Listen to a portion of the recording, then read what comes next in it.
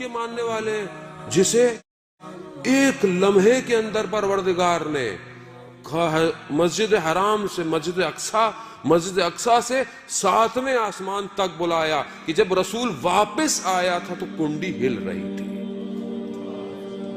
اس رسول کے ماننے والے ہیں کہ جس کے لیے رفتار روشنی کی بھی کم پڑ گئی. براق آیا آسمان سے جو پرواز پر لے کے جا رہا تھا. قرآن کہتا ہے اسرا میں عبد ہی، ہم اپنے بندے کو معراج پہ لے کے گئے. یہ نہیں کہا رسول کو، کہا تم بندے بن جاؤ، تمہیں بھی معراج پہ لے جائے. بندے بنو، کہتا ہے عبودیت کرو. اللہم صلی علی محمد وآل محمد. عزیزان محترم، اس رسول کو کہ جو ملی سیکنڈز کے اندر کعبہ سے یا اپنی کزن ام ہانی کے گھر سے یا مولا کائنات کے گھر سے یا مسجد حرام سے، مختلف روایتیں ہیں، سیکنڈ کے 10ویں حصے میں بھی، شاید ہم یہ اپنے آپ کو سمجھانے کے لیے ڈیفائن کر رہے ہیں لیکن شاید وہ اس سے بھی پہلے ہو، کہ وہاں سے مسجد اقصی جو ہے وہ لے کے گئے اور ملائکہ نازل ہوئے. سارے انبیاء موجود تھے اور رسول خدا نے جماعت کرائی نماز کی. اٹس ناٹ سٹوریز، کوئی تخیل نہیں ہے، ہالی ووڈ کی مووی نہیں ہے عزیزان محترم. قرآن ہے، قرآن جو آخرت تک کا جاوداں معجزہ ہے.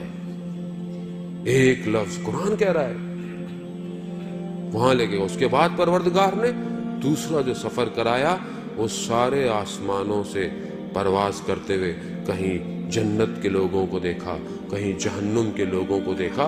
حدیثیں طولانی ہیں، وقت نہیں ہے کہ حدیث معراج جو ہے وہ گفتگو کی جائے. کبھی کسی آسمان پر ملائکہ کا دیکھا تو ملائکہ نے کہا یا رسول اللہ ہمارا سلام علی کو بھیجیے گا. پھر دوسرے آسمان پر گئے، آسمان بدلتے چلے گئے، ملائکہ بڑھتے چلے گئے اور ہر سب نے کہا یا رسول اللہ ہمارا سلام ہو، ہمارا سلام علی کو دیجیے گا، ہم بہت مشتاق ہیں دیدار کے.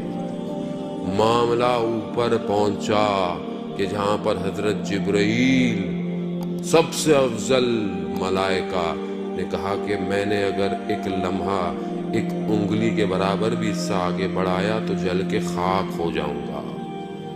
کہا میں نہیں جا سکتا. وہاں رسول کو کہا آئیے آئیے.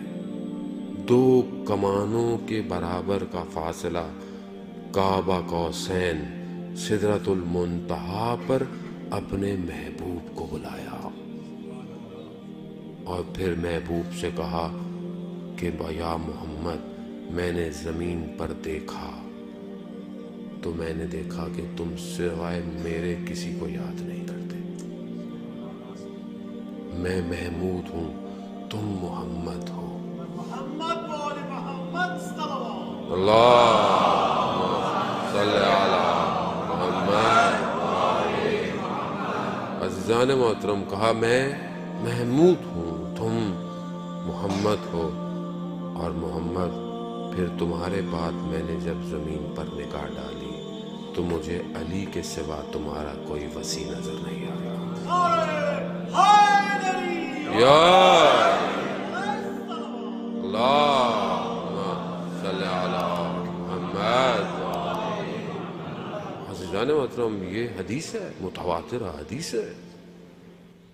اور رسول خدا نے جب رسول خدا کے وجود کو جب پروردگار نے دیکھا، پروردگار سے زیادہ بہتر تو کوئی کسی کو نہیں جانتا نا، اس وجود کو جب دیکھا تو اس وجود میں صرف ایک ہستی کو اتنا لبریز پایا کہ اسی کے لہجے میں پروردگار نے گفتگو کی.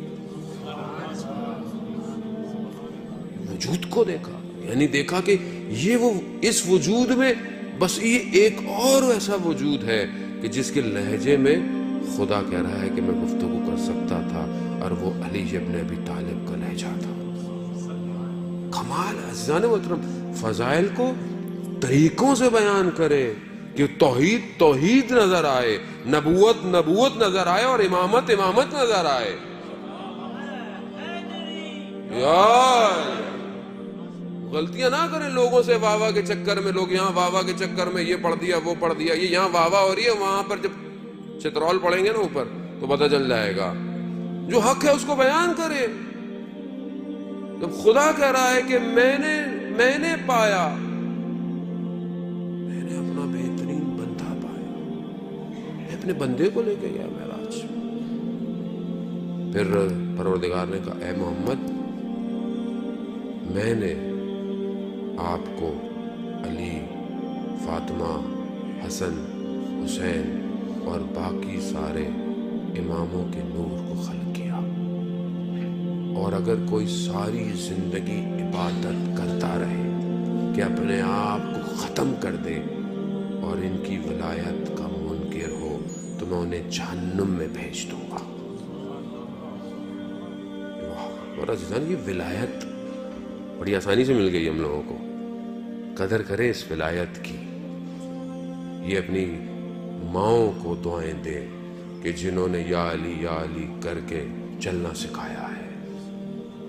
یہ ان کا کمال، ہمارا کوئی کمال نہیں ہے. لیکن ذمہ داری ہے کہ محبت اور مودت میں فرق ہے. محبت دل میں، میرے دل میں بہت سے لوگوں کی محبت ہے، آپ سے محبت ہے، والدین سے محبت ہے، لیکن یہ ساری محبتیں طول میں ہیں یا ہے کہ جس کے لیے پروردگار کہہ رہا ہو کہ رسول ان سے کہہ دو کہ میں نے رسالت کا کام کے لیے تم سے کوئی اجر نہیں مانگ رہا، صرف مودت اہل بیت کی. تو مودت اور محبت میں فرق ہے. تم نے دل میں محبت ہے مجھے تو مولانا صاحب میں اہل بیت سے بہت محبت کرتا ہوں. وہ محبت جب تک چھلکے گی نہیں مودت میں تبدیل نہیں ہوگی. اظہار کرے محبت کا. وہ اظہار کیسے کرے؟ نعرے مار کر اظہار کرے.